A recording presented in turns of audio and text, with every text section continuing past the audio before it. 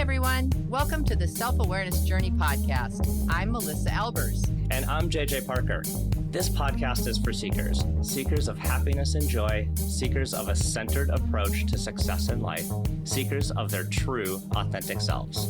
Get ready for some real talk on everything from anxiety, emotions, and habits to love, compassion, and forgiveness. We know you'll be challenged and enlightened by this conversation. We're so glad you're here. Let's dive in.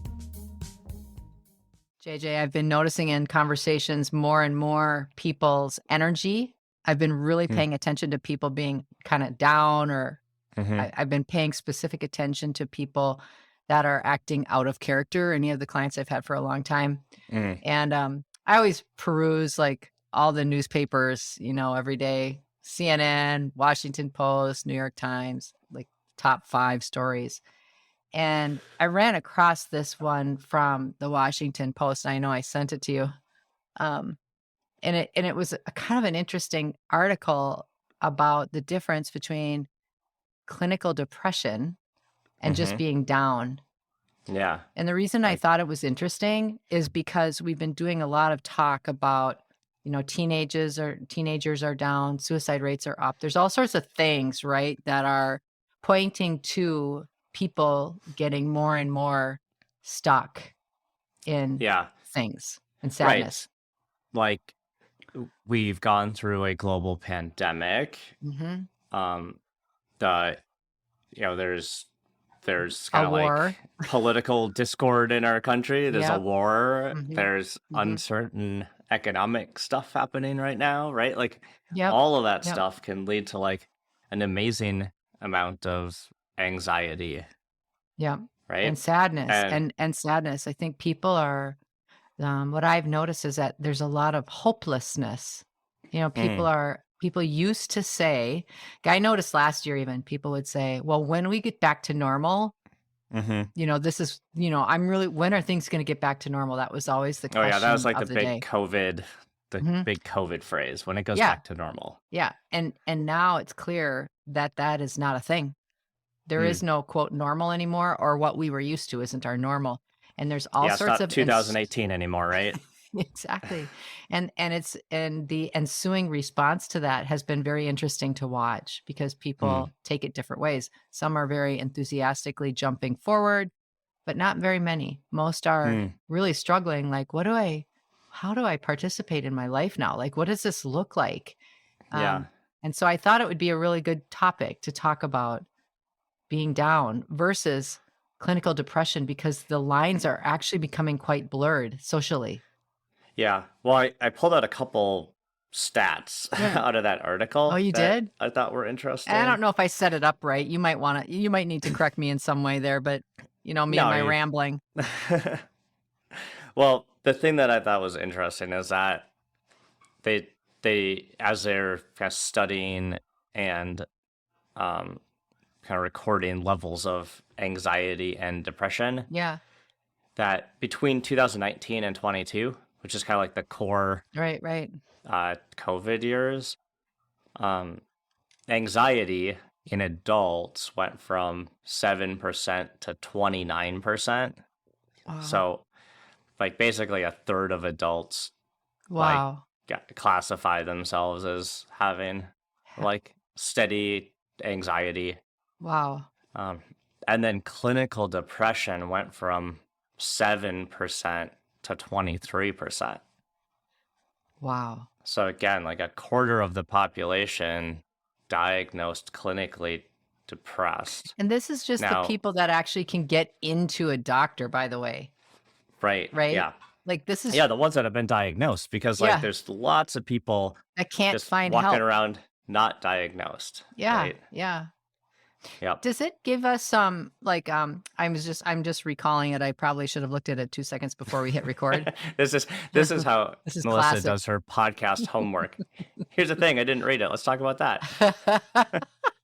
I did too. I read it, but it was a week ago. I perused it. I looked at the bullet points, and I looked at the bold statements. I do have a question. Does it itemize or just kind of give a quick snapshot of the difference between what clinical depression is versus just feeling a little down?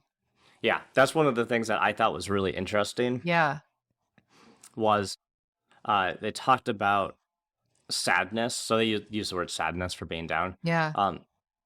So sadness is about a particular event. Okay. Right. So I am sad that Mm-hmm. someone passed away, that Yeah. I didn't get this promotion. Like there's like So they could it's be big event things. based. They could be big things, Yeah, and you but can be they're sad about them, but they're like focused on event. Whereas depression is like a feeling of feeling bad about yourself, like perpetually feeling bad about yourself, and like a loss of self-confidence. So the Okay. negative feelings aren't about the event, they're about yourself. Yeah. Yeah. And you can And that's the difference. I wonder. Now, this is way over my pay grade, so this is me just talking, not me So we're going to put a whole big disclaimer on this podcast. Like, we are not professionals. We are just two people talking about this topic. Yeah, because to me, it's like clinical depression. Like if that number has risen so dramatically, when you look about an event that makes you sad, but then if it gets piled on with multiple other sad events, and then you have no natural way to process those things, and you just collect them in this hole, actually, I was going to be dramatic and say this hole in your soul, but it kind of feels like that. It does feel like that. Yeah. And it's just very interesting to me. I think it's helpful to talk a little bit about, do they give any other things in that the just setting this conversation up? Do they talk any further about um, how it manifests, or?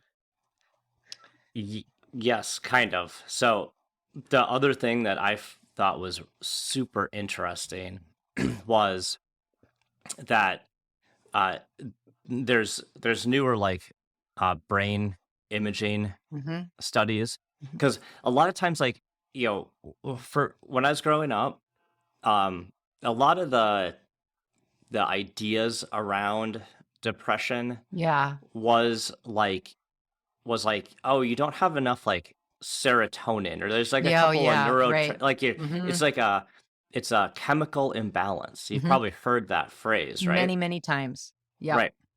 Well, it seems like what we're finding out from a scientific perspective is that it's not just like a chemical imbalance. And what they're saying is that there's a part of your brain called the hippocampus, which is responsible for like learning and memory and things like that. When you're clinically depressed, that actually physically shrinks. Oh.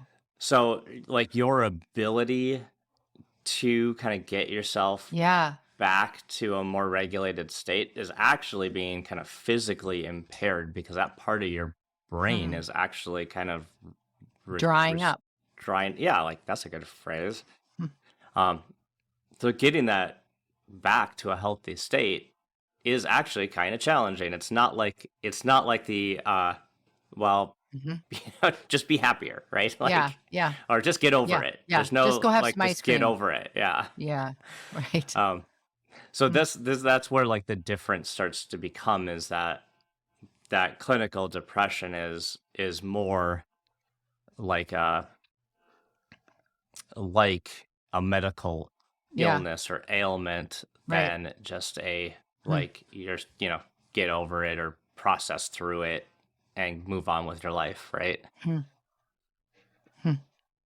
So that's pretty interesting. So that kind of changes the way you maybe look at depression, right? Because this is the whole thing in our society it's becoming more and more of an open conversation, but which again, I'm like when so I was grateful growing up, about. you I'm never so talked grateful about that stuff. No, right? exactly right. No, as a matter of fact, you hid it under the blankets. Actually, like a secret. And actually, in generations past, if there was something like that, and someone had to go, to be treated somewhere, no one talked about it. They just disappeared. I mean, it was taboo. It was a terrible thing, and there was so much guilt and shame around that, even for the family members that were dealing with it. And I think that you're right. Like now we're having this, it's becoming much more of an open topic, which I'm so grateful for.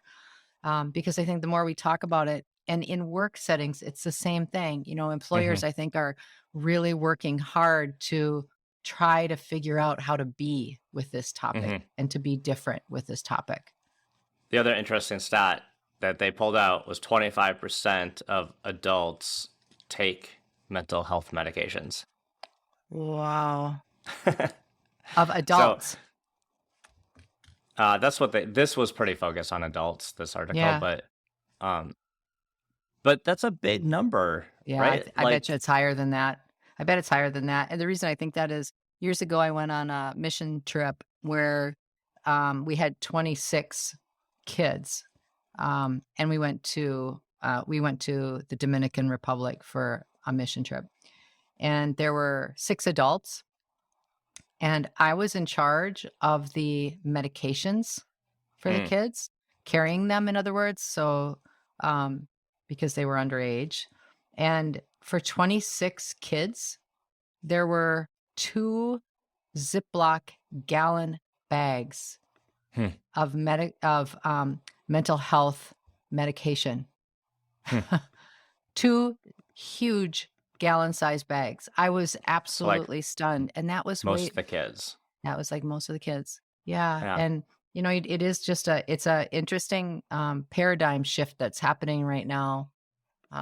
Just with the increase, with the rise in these numbers. And I think that too, we're having a hard time being able to support the rise in these numbers with tools, processes, and people, to help. Yeah, the people is such a huge problem. Like, it's so hard to get even a single appointment with like a therapist to just talk. Yeah. It used to be fairly easy, but nowadays it's like most of them don't take new patients, or if they do, they're super far out. Right. So what do you think we can do about this? What do you think we can do about it? I mean, these are depressing stats, and normally we don't like to spend too much time feeling sad and being very down without offering some sort of supportive idea, in this topic. Because I think that we all have a capacity to be able to lean in and help one another. And I don't think that a lot of times we have been educated, or we haven't been socialized in a way that supports doing that exact thing when someone is down. And I just wonder, with the self-awareness journey, we have an amazing group of consistent listeners. And I would love for us to start a movement of support. Towards. I agree. Isn't that a cool idea? That is a cool idea. Well, to answer your question, yeah, I'm not exactly sure. Like, I don't have a silver bullet for you. Darn it. Well, so in the spirit of self-awareness journey, right? Part of it's going to start with yourself really taking the time to sit with your thoughts and your feelings, and listen to like what your cues, like what your gut's saying. Yep, your cues. Your cues, and really take an inventory and say, hey, am I just sad about an event, or is this like a persistent long thing, right? Like, yeah, exactly. Like some of the obvious, like more obvious, like external cues for people are like insomnia, right? Lack of appetite, lack of libido, social withdrawal, which I'm all in favor of. I mean, that's the introvert in you. Just kidding. Like low energy, right? And like you said, feelings of hopelessness. Yeah. Feeling like oh, no one needs me, right? Feeling like what am I doing to help? I don't have anything I don't even to give. need to be here or be around, right? So those would be some of the classic signs of depression. Yeah. Now you can reflect on yourself and say, like, am I doing any of those behaviors, or do I have any of those like repetitive those thought patterns happening? And if I do, what can I do to stop that? Like, I think here's the thing, and this is not me being dismissive of professional support, because I have utilized professional therapy and stuff like that many times over. I'm a huge fan. However, I don't think that everyone has to have only one path to wellness.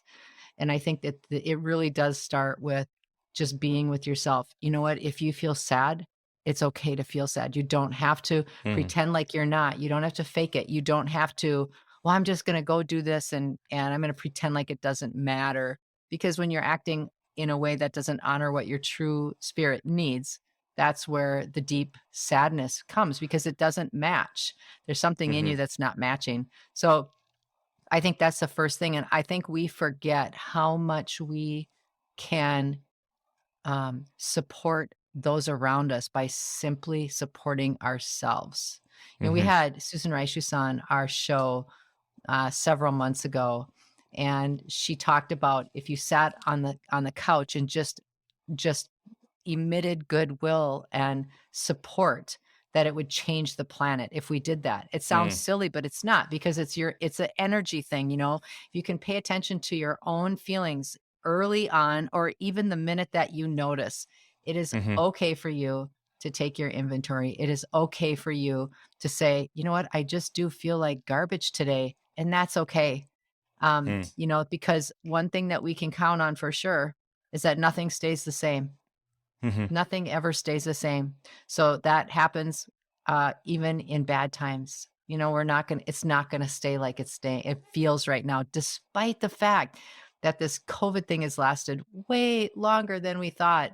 And this Ukraine war has been months in the making, and we were all just hoping it would be not that way. It's depressing, you know. That being said, nothing ever stays the same, and you have total control over your own self. And you do not have to pick up the sword of anything else around you because you think it's what's socially expected. You know? So I think it's really being inside of yourself and recognizing and just not allowing yourself to be pulled down the path of, let's get mad, let's take a stand, you know? Yeah, like not feed into the negative energy cycle. Yeah, and that's huge. Right? If you can do that, you will have mastered everything. It's true. If you can master your own thoughts, feelings, and manage your beliefs, and you focus strictly on that, not only will you feel better, but others around you will notice it and they will pick up on that energy. And that's how these movements happen. Sounds easy. Let's get started. And we need snacks. Yeah. We're going to need snacks. Well, you said a big, whole, huge thing. Like I want to make sure that we are recognizing, like, what you just said is not easy to do. Well, it sounds easy. I mean, it kind of is in one way easy. We talked about, like, do we have an episode once that is like easy versus hard, or was that? Am I just like remembering? No, but we should. Titles? We should put that down on our list. Yeah, or simple. It's like simple versus hard, or something like that. Yeah. Now I'm just really struggling, but like, like some things are simple, right? Like what you described is fairly simple. Yes, but it's not easy, right? It is hard. Like, it is hard to get that time. It is hard to have that kind of like self-reflective focus, and it is hard to watch your thoughts and make sure they're not wandering into like negative territory. Like that stuff's like like watching you and you're like not really agreeing with no, I was listening, and I well, put it this way. I think it's way easier than you think. Okay. And the reason I think that, but I'm not in disagreement that that's how people feel.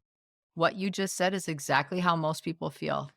They think, oh my God, how am I supposed to do that? That's really, really hard. Who has time for that? That's too hard. I don't have the energy to do something hard. Yeah. But here's the thing. You're sitting in your car, you get to a stop sign, and your favorite food is on the left turn, and going and getting a flu shot is taking the right turn. Uh-huh. Okay, but right there, if you go left because you know you want to eat your favorite food, it feels good, right? It feels good. In every moment, we have an opportunity to say, does this feel good or not? Like, I should call my mother. Ugh, that does not feel good. So right now I won't until I do feel good. It's literally making just a quick check in. Does this feel good to me? And people are afraid to do that because they think it's being selfish or being narcissistic. I'm not talking about selfishness or narcissism. I'm talking about honoring your true feeling, owning it, saying what it is. And if it Yeah. includes being sad, that's okay. You can be sad. And if you can say and talk nice to yourself, talk to yourself the way you would talk to your very best friend. I know you're sad. It's okay to be sad. And you know what? You're not going to be sad all the time. What would feel good right now? You wanna go for a walk? Do you wanna lay on the couch and watch, like, 80s movies because 'cause they're so ridiculous and funny? Then just do that. It's just, like, honoring your true feeling, and I don't think it's that hard. I think what's hard, though, is the consistency of doing that all the time. That's the part that makes it more Yeah. challenging is because you're shifting a habit. Yeah. Yeah, that's interesting. Let's talk about like how to support other people when That's we good. maybe observe that they're getting down or getting Yeah. depressed, right? Mhm. We just had a pod last week about giving others like real feedback. Yeah. We're kind of like in that territory a little bit like, hey, Yeah. I have noticed that Yeah. you're getting really down and Yeah. you're, very low energy and you're not eating. Like, Right. let's have a conversation about that. But Right. sometimes that's really hard to do. Yeah, it's scary. Hmm. That would feel scary, right? Yeah. Um, well, what do you think? Well, part of what I think is what you're talking about with the self-care stuff Mhm. is make sure we're giving the people in our lives enough space Mhm. to be able to do that, Yeah, that's really good. right? I like that. Mhm. So let's not make sure we're putting, let's try to make sure we're self advocating for ourselves so we get some of that time, Mhm.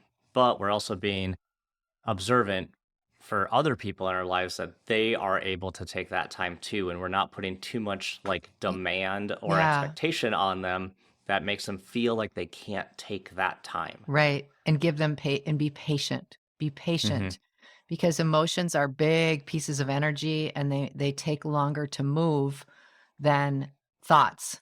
Hmm. Energy is, in short supply when you're feeling sad, and so it takes, movement, and it is more energy to move emotion than thought. Yeah. So I Yeah. really like that is to create space. And the other thing is to not judge them or to tell them what they should do. Yeah. Boy, there's just nothing worse than when you're feeling kind of trapped and then somebody just gives you their well thought out, well, you know what you should do? It's like, Yeah. That's like oh, getting kicked while you're down, right? yeah, Like I already know that, that's the thing is yeah, most of us already know all of those things, yeah, especially when we're sad or in a depressed state. We know that, yeah. we know we're not pulling our weight. We know that we're really low energy. And We it makes us feel know even that worse it makes us feel because worse. we're So, judging ourselves really bad. So I think, yep. And to have someone else judge us yeah, is, really upsetting. yeah, yeah. I think too, just um, being with a person and just telling them, I notice that you aren't feeling well. You're not being yourself. And I just want you to know that I notice and that I really care. And if I Hmm. can do anything, please ask. Yeah. If there's That's anything a I can do, please ask. that's a great way to phrase it. Hmm. Yeah. Instead of, well, let me give you 5 ideas that I was thinking about. I could take you out for lunch. I could do this. And it's like, oh my gosh, please go away. Yeah. I want to hide under my Yeah, bed. you need to exercise and go shopping. Yes, go. It's the American solution. Oh my And god, that's eat so some fast food. Well, I think this is a good conversation. I mean, we could probably talk about it for a really long time, but I think the long and the short of it is, like general anxiety is extremely high right now. That spills over into longer term clinical depression, which is also really high. Yes, exactly. Making sure we're being observant of our, friends, family, colleagues, loved ones. Right. And I would about how they're doing mentally, and then making sure that we're checking in with ourselves. Right. Yep. And you know what? Every person that's listening to this pod is loved. Every single person is loved.